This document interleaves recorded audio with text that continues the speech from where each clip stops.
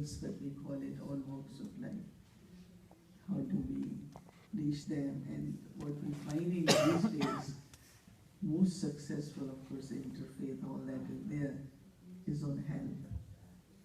And we did recently a few workshops in New Jersey and New York. They are maximum capacity, whether it is anything connected with health, because people are concerned about their minds, but they are more concerned for their body.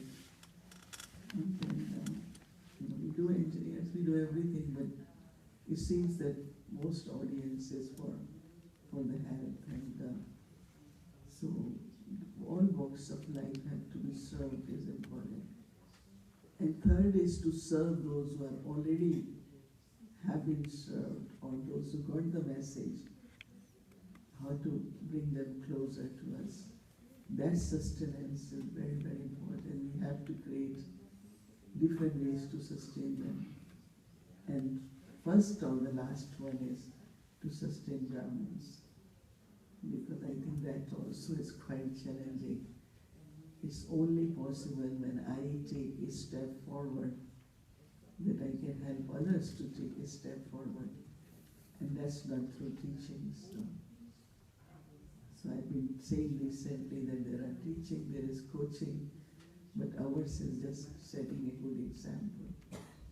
And if I am moving forward, I am taking, every time I feel I am taking another step in whatever capacity, whether through purity or through understanding, through refinedness of my intellect, but it's moving forward, that much naturally we are able to help other Brahmins, that they can also move forward. But it doesn't happen just by saying. So Brahmins is first, then contacts which have been already served, but then how to, Baba says, Sayogis should also become yogis. And I was telling Suman that I'm always invited for this big thing which happened in Shantivan, a big conference.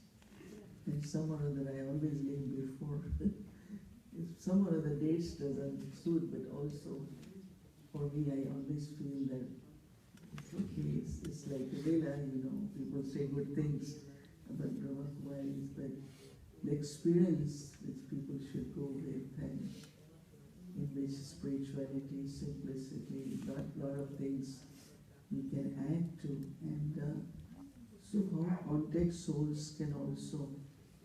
So one time we had thought, we sat together and we said, how do we serve them? And we thought that we create circles, like all of time we are thinking now that, as you all know that, as Judy and Gayatri, we all had this experience that we had planned things, so we planned 1 year, at least 8 months before, especially for people who are so busy, like Peter said he has to give us date 8 months before. So people then start buying tickets because cheaper, no? So this time we had Call of Time Silence Retreat in Oxford. And you all know that we couldn't do it because they have some bacteria hiding in the water in half of the building. And of course, when it's reported or when we come to know, we can't take risk. So half of the building was available, but then we had to be authentic, and we wrote all of them that this is happening, and half is okay if you all want to come. But people were very hesitant because that bacteria, I don't very good in the names, but it really goes in lungs and make a lot of neurological deficiencies later in the life. And then silence retreat. So they said, let's do and all that. But they did dialogue in Warwick. We booked the hotels and all that. Because cancellation of tickets and people had planned certain days, they want to use them. But silence one, most of them cancelled, but there were 5 who, out of 5, then 3 cancelled. There were only 2 or 3, because they said they will do it in Worthing. And 2 days before they came to know that construction is going on in Worthing. of silence retreat when hearing the hammer and hills whole day. So anyway, it's like, so first time we were thinking that there's nothing like long-term planning now. There is nothing like where we can say after 8 months, after 1 year, because every day, any minute, the situation can be of any kind of where there is adversity and we might not be able to do what we want to do. So it's like, how do we serve them? So we thought we had offered something very different, which is still becoming clear, that we will be offering in different retreat places all over the world, and one or two from the team will go, so that locally they can give help, but also locally they should be able to do them. But also we thought to create circles, as when we create circles, then they can be sustained in a way. Like one thing I have started doing it when for at least a year I was not much into mobility, that I created a lot of circles like Kumars of same age. They were 5, now they are 13 of them. Those were very dedicated, but a lot of little situations arise where they could share and they can grow. So now I have started with Kanyas, and of course we have couples, a very big network. We call it network, but we are using more as circles, and it's very interesting that I'm with them for phone maybe once in a month, not regularly, because there's so many calls, so many, but it had been very good experience.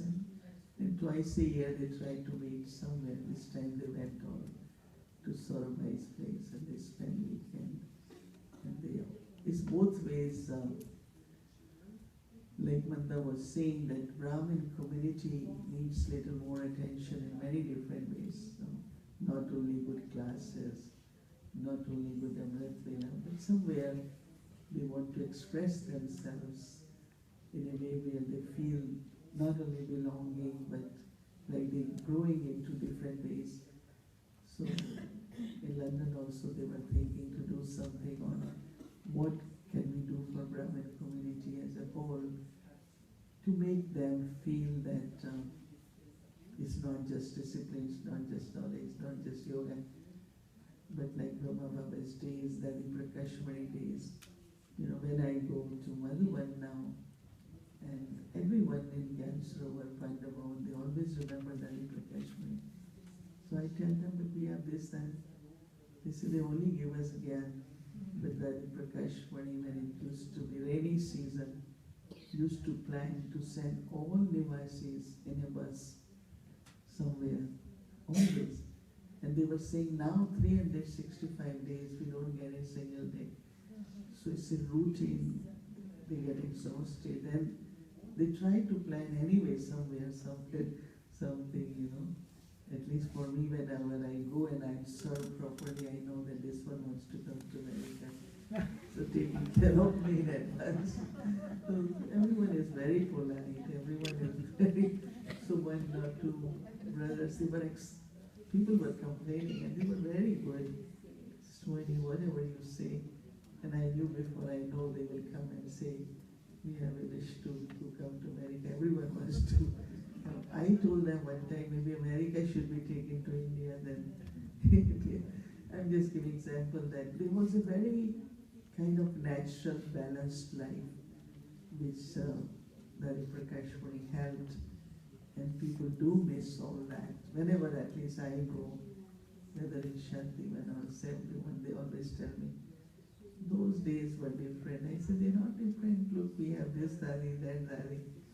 They say, oh, we don't want another class. And what I think expression of how do they have Brahmin community. I'm talking of everywhere, where they feel that their growth at all different levels, their relationships, their Laukika Laukik, whatever different areas are properly understood, taken care of, and they could share amongst themselves is very, very important.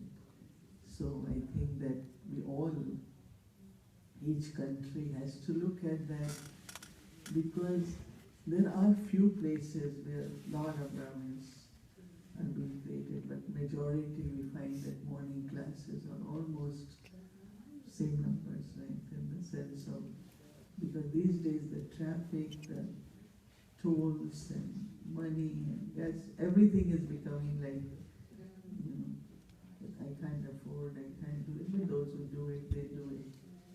But some places are, you know, really growing fast also.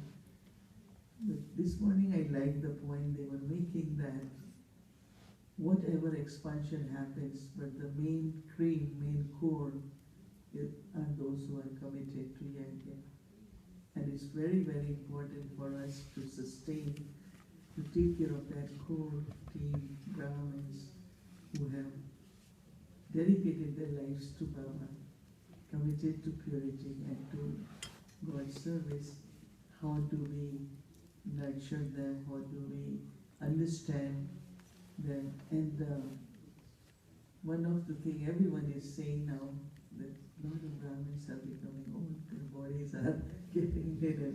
So they are in 30 years, 35 years, 40 years. So naturally, and one of the things I had been saying, and I still say, that unless we bring young generation now, part of us, in the core teams, it will be very difficult, because if you are 60s and 50s and 70s, so how does that work? You have to have now into 30s, and that's one thing we had been concerned even in Madhuban. I always used to joke with the rabbi, that who is next to you, in the sense of, I always asked Ramesh Bhai, but then he had Lalit somewhere there. For me, what Brahma Baba taught me from very beginning, that you should have a right hand, you should have manager, you should have, you know, you should never think, oh, I can't go anywhere, I can't do this, because there is no one else, you know. He could never say that in those days. You have to go, you have to go. It doesn't matter whether center is 1 month old or whether you have some, because Baba said, no, that's not what you have to do. And then he also says, oh, now you become Grasti. Because Grasti always say, I can't do this. It's not possible. I have so much to do. So I said, you take care of house, you take care of 20 students, you spend day and night, you become a household, you know. So how are Brahmins? We want to grow, we want to expand, but also we want to keep the foundation very, very strong. But also, context souls have to be served. One of the training which we had in Delhi, in Jagdish Bhai was there, the Baba's time, the first thing we served was our local people in the town, in the sense of mayor and, you know, whatever local administrative body was there. So even I remember in the days when I went to there in 1974, we started going to Caribbean. First thing we did was went and met mayor, and you say we have come to this city, it's our curse.